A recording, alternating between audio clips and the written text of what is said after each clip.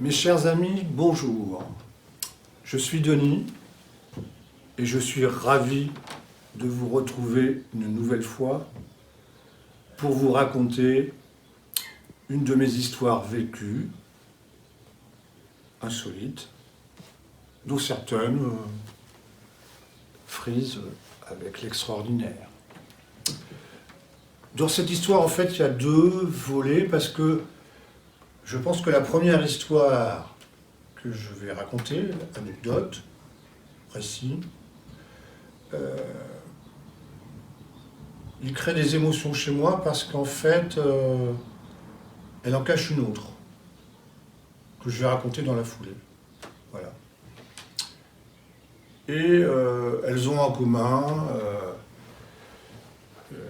un récit qui touche la chevelure des dames, de jeunes femmes, de deux jeunes femmes. La première est assez récente, elle est vraie. Vous allez voir dans les détails que je vous donne que ça ne s'invente pas. Nous sommes en Corse, je reprends l'avion pour retourner à Orly, et je suis dans un congrès avec des constructeurs, et on est en phase d'embarquement. Enfin, il y a un autre avion qui part avant nous. Donc je suis là, et à ma gauche, il y a une jeune femme, on va dire de type hindou. Ça mérite d'être ponctué parce qu'elle a, on peut imaginer, une chevelure noire d'ébène. Elle a un certain style et un certain look. Ses cheveux sont ramassés, vous voyez, avec un pic à l'indienne, hein, comme une baguette qui traverse ses cheveux, avec un rond de cuir, une chevelure abondante, visiblement, ramassée avec des tresses et sur le haut de la tête. Elle a une robe verte,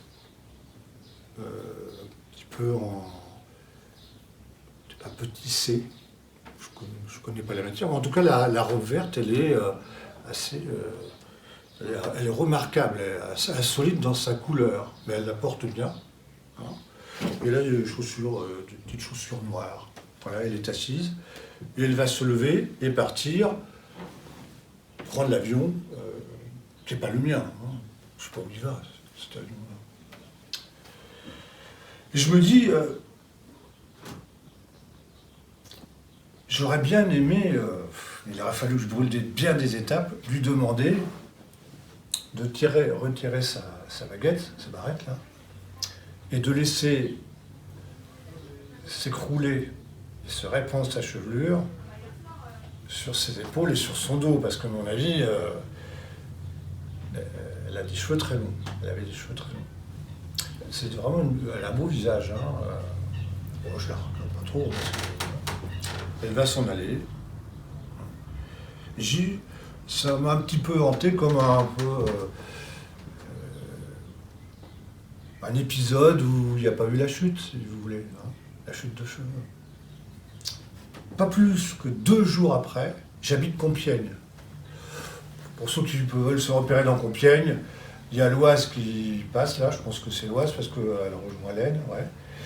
Il y a la gare qui est derrière, il y a un feu, rue Solferino, et il y a un pont là. Donc pour accéder au pont qui va à la gare, il faut traverser la rue et il y a un feu. Donc c'est le matin, j'arrive au feu, je m'arrête parce qu'il y a des piétons qui traversent. Et je regarde à gauche, et qui je vois? Ma jeune femme d'il y a 2 jours, la même, avec sa robe verte, ses cheveux tressés, ramassés avec une pince, cette fois-ci.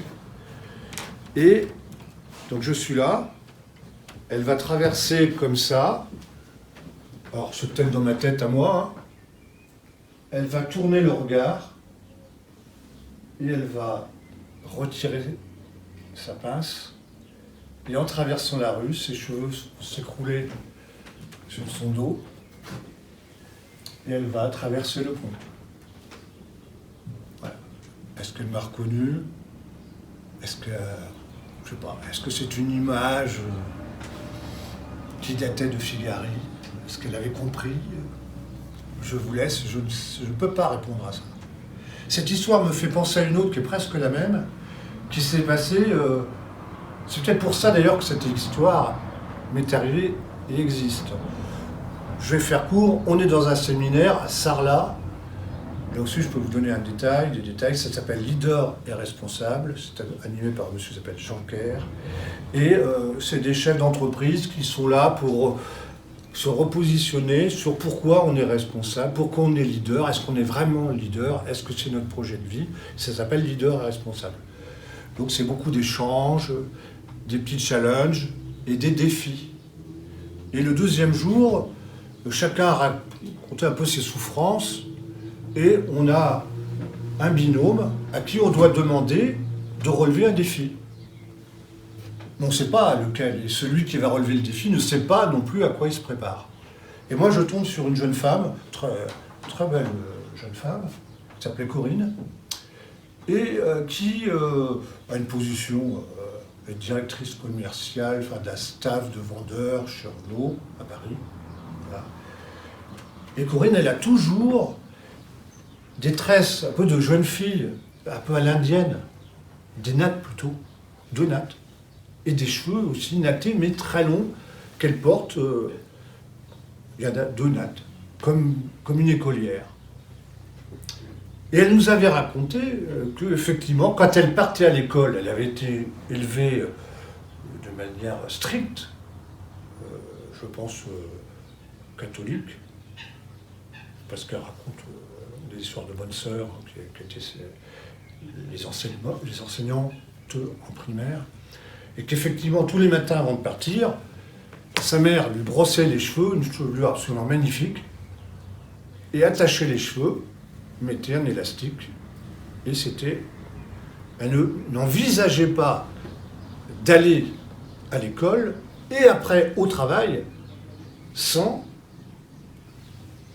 ces 2 tresses dans le dos. Sûrement qu'elle est en vie de famille, en famille, etc. Dans d'autres circonstances, elle dénouait ses cheveux. Et donc, on est 14 dans la salle. Corinne me regarde avec ses tresses. Et me dit, Denis, quel défi tu vas me lancer? Je dis, Corinne, est-ce que tu peux défaire devant nous tes tresses et dérouler tes cheveux sur ton dos? Et il y a une image absolument sublime, c'est qu'elle va s'emparer de ses tresses, elle va les prendre comme ça, elle va retirer le petit élastique, et ce faisant, les larmes lui coulent. C'est-à-dire qu'elle se resitue, comme si elle avait transgressé quelque chose. C'est comme si sa mère était là. Et tout compte fait, en pleurant, elle va se libérer, parce qu'elle va nous le dire après. Elle pleure à chaudes larmes, elle défait ses cheveux magnifiques, c'est une beauté, et ses cheveux s'écroulent pratiquement jusqu'à ses fesses, comme ça. Et elle regarde l'assemblée avec des larmes, et des larmes, et des larmes. Les 2 jours, on est au 2e jour sur 4 jours, les 2 derniers jours, elle a toujours eu ses cheveux dénoués. C'était fini. Elle n'a plus jamais porté de tresses.